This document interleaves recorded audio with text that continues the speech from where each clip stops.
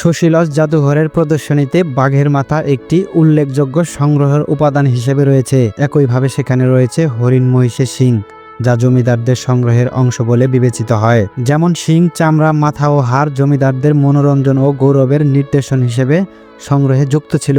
বাংলাদেশের ময়মনসিংহ শহরের প্রাণকেন্দ্রে ব্রহ্মপুত্রের নদীর তীরে দাঁড়িয়ে আছে এক ঐতিহাসিক প্রাসাদ, শশী লজ। এই রাজবাড়ি শুধু স্থাপত্য নয়, এটি ইতিহাস, ঐতিহ্য ও সংস্কৃতির এক জীবন্ত প্রতীক। শশী লজ নির্মাণ করেন মহারাজা সূর্যকান্ত আচার্য চৌধুরী, মুক্তাগাছার জমিদার। তিনি তার দত্তক পুত্র শশীকান্ত আচার্য চৌধুরীর নামে এই প্রাসাদের নামকরণ করে। 1897 সালে ভূমিকম্পে মূল দ্বিতীয় তলা ভবনটি ধ্বংসপ্রাপ্ত হলে 2005 সালে শশীকান্ত নতুনভাবে একতলা ভবন নির্মাণ করেন, যা আজকের শশী লজ। শশী লজের স্থাপত্য ইউরোপীয় নকশায় প্রভাব স্পষ্ট।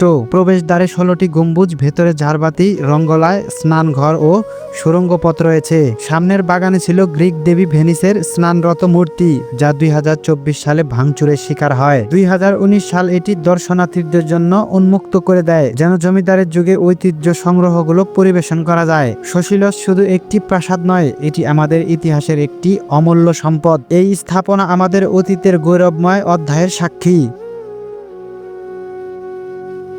প্রিয় বন্ধুরা, ভিডিওটি কেমন লেগেছে সেটি অবশ্যই কমেন্ট করে জানাতে ভুলবেন না, এবং কারা কারা এই শশী লজ রাজবাড়িতে গেছেন তারাও কিন্তু অবশ্যই কমেন্ট করে জানাবেন।